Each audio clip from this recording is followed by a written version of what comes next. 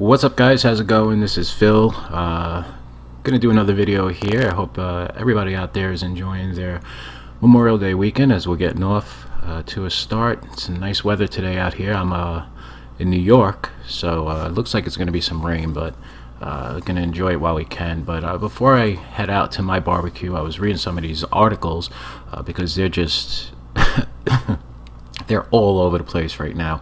And a lot of them are about Solo. There's a few about Boba Fett.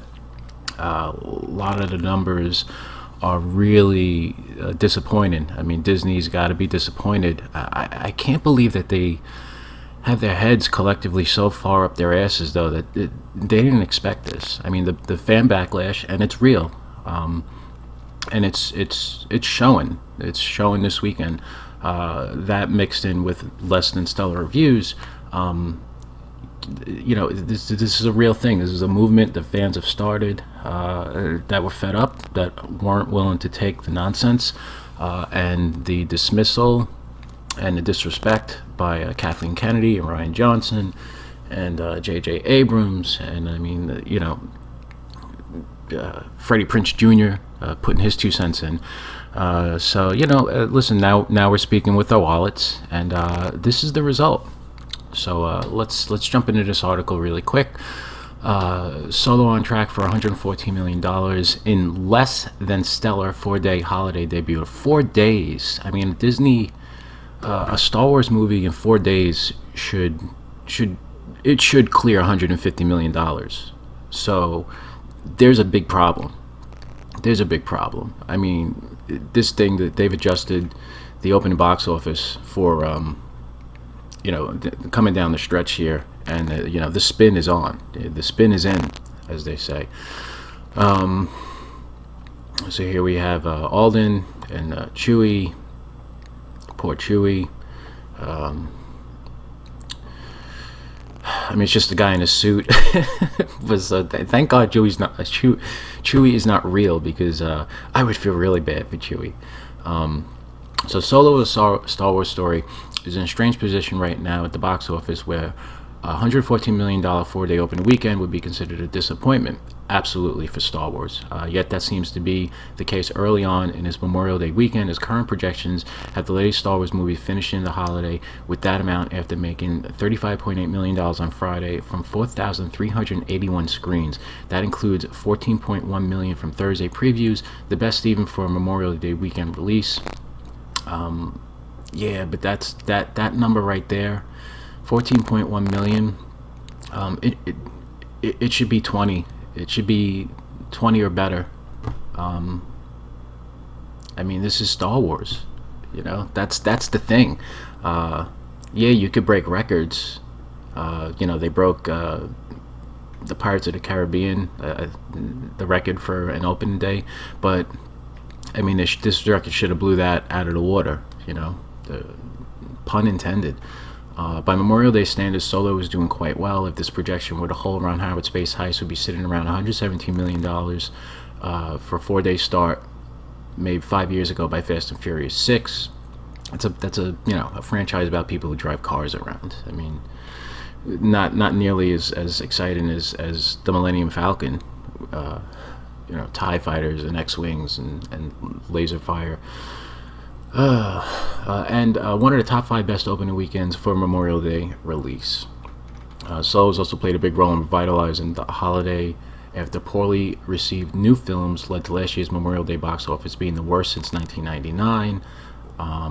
As it stands, industry estimates project the total revenue for the weekend will rise about $231 million, the best since 2014. Nobody really cares. Okay, but by Star Wars standards, Solo is not performing up to past installments. A 4-day result of $150 million would be 25% down from $155 million in 3 days. That's 3 days for Rogue One. Not 4. Okay, 3 days, $155 million. All right, which was released in December.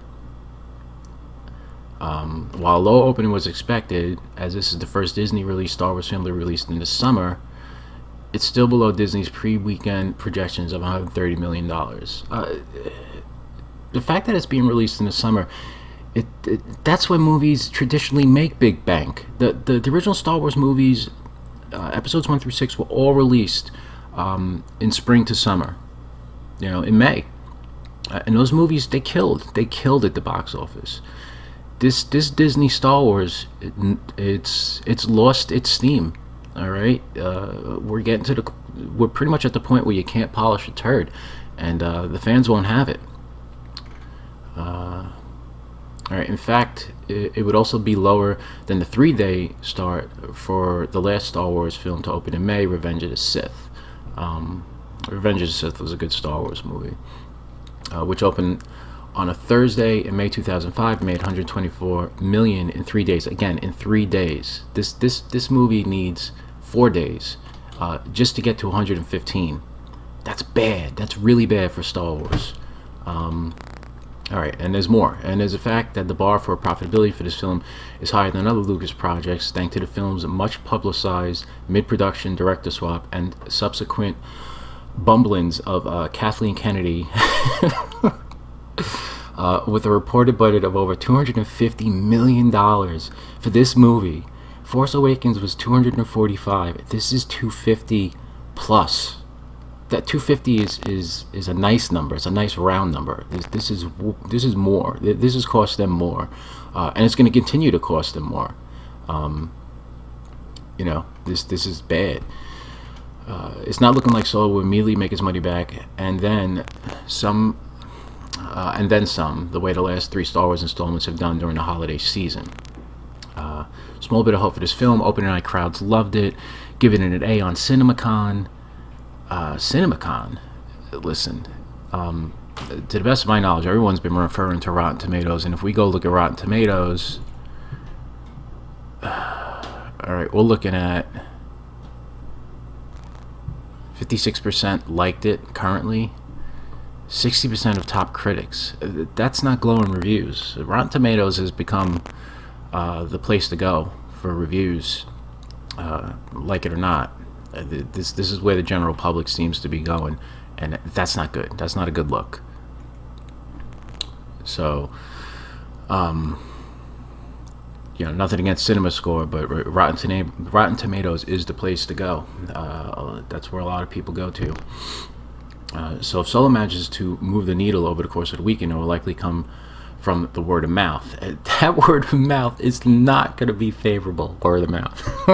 There's going to be words coming out of mouths, and it's not going to be the good kind.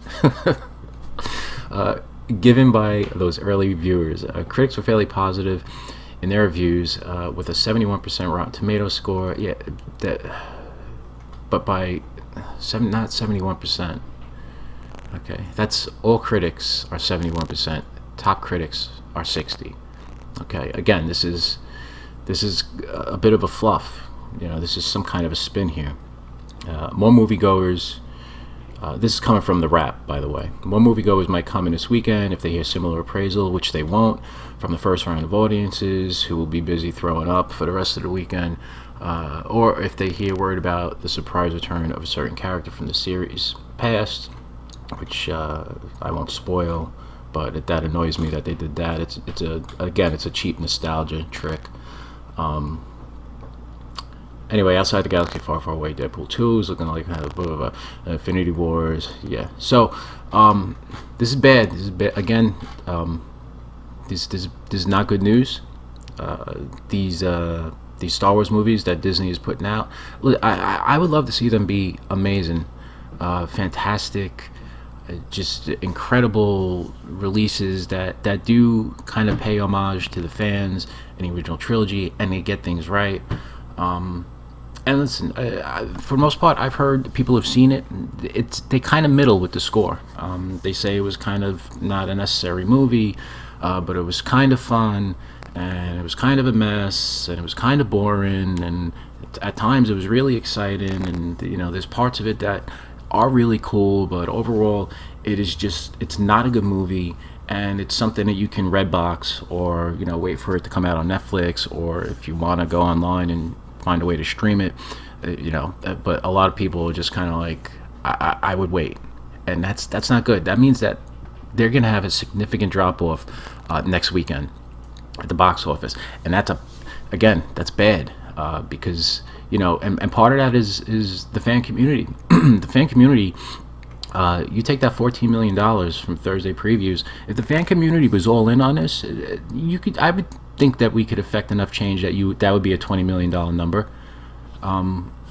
But we've been kind of made to look like a joke and not taken seriously. So again, take this seriously. This is where we're at, and you brought this upon yourself. You didn't listen, and The Last Jedi was a movie that really aggravated and pissed off a lot of fans. So this is payback, in a sense. This is a message that we're sending now. So all right, so that's it. I'm not going to go on much longer here. Hope you guys like this video.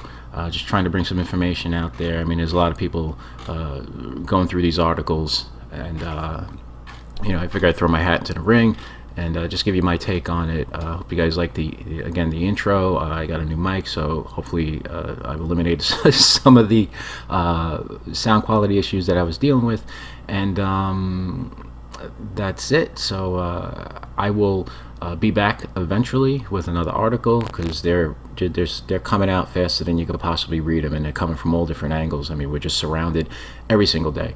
So guys, enjoy your Memorial Day weekend. Have a great time. If you're barbecuing or going out on a boat or seeing a show, whatever it is, be safe, be happy, be healthy, take care, have a good day. Bye.